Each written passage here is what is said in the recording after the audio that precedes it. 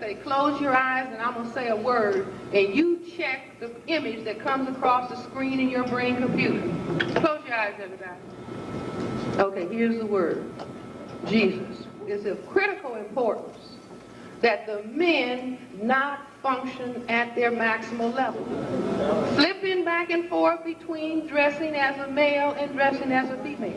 So that the little boy will say, Mommy, put some fingernail polish on my nails too. Okay, honey. Let me try your high heel shoes. Okay. Now this is the youngest son. Hey, call me Louis. This is my spot. LuiSpot. There's not a problem that is going to be solved in a black household between a man and a woman if they are not doing the Nelson and Winnie Mandela pattern. And what is the Nelson and Winnie Mandela pattern? They have been separated for how long? 26 years, 20-something years.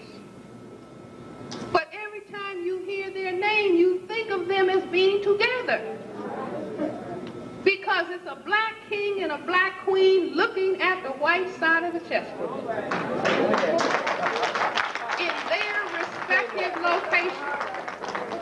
And what comes about as a result of that? See, if I'm just trying to play house, you understand? Whether it's male or female, just trying to play house, white supremacy is coming in the window. You think it's the hawk, that's white supremacy.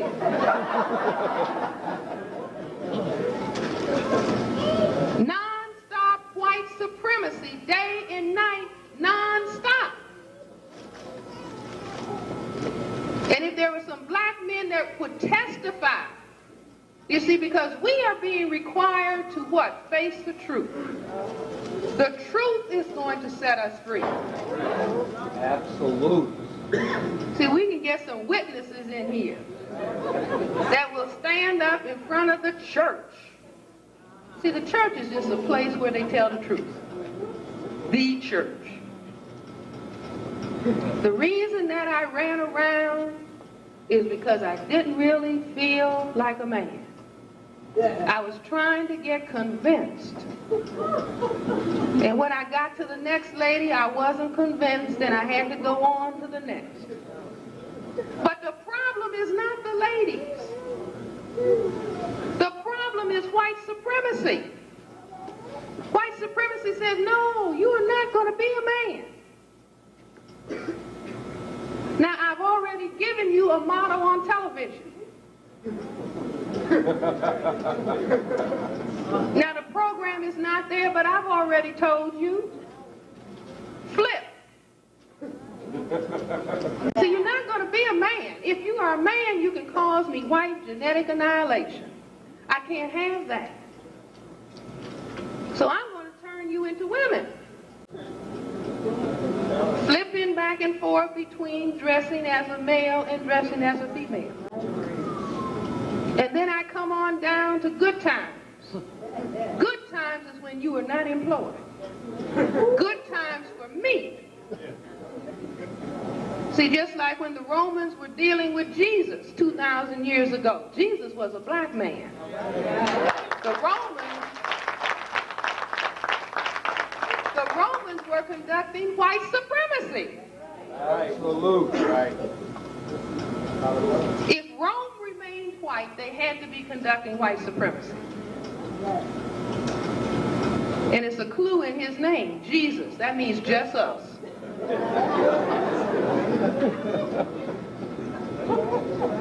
You never thought about that.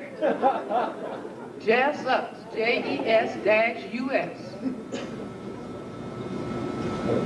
See, Rome was coming in and saying, no, you are going to submit to me.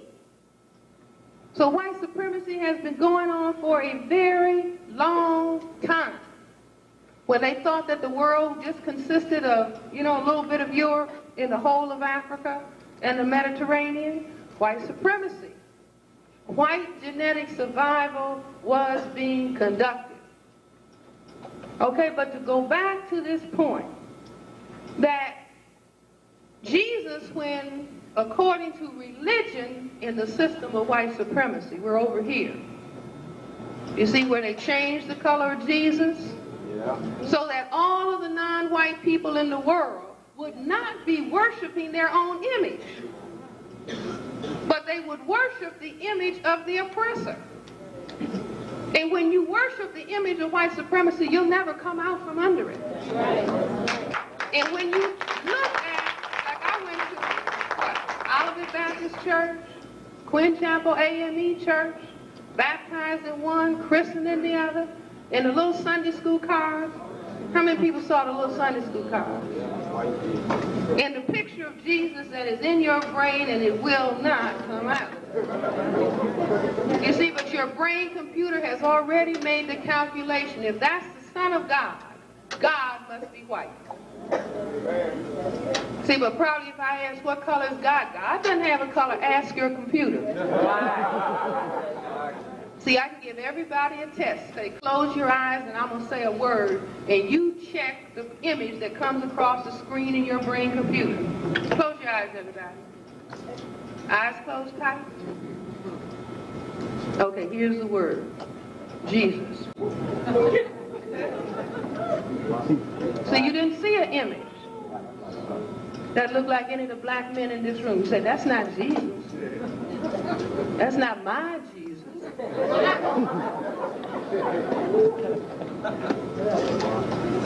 Do you all understand? See, a system is made to turn out a particular product. This particular system has been designed for the purpose of white genetic survival.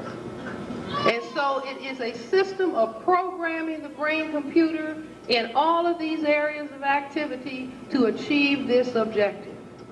Now, what we have to do is decode the game that is on the table.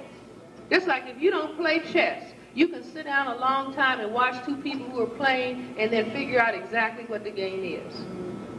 And so what we are talking about is understanding the game that is on the table, decoding the system of white supremacy, reorganizing behavior from being victims of white supremacy, turning it into people who will be able to neutralize and checkmate white supremacy. But it will take understanding that we are afraid to deal with white supremacy. I'm going to tell you, I'm proof right here. You can lose your job talking about white supremacy. You can make a whole lot of people who don't even know you think they don't like you. Because you dare to talk about white supremacy. This is the game that is on the table. Everything else is fluff.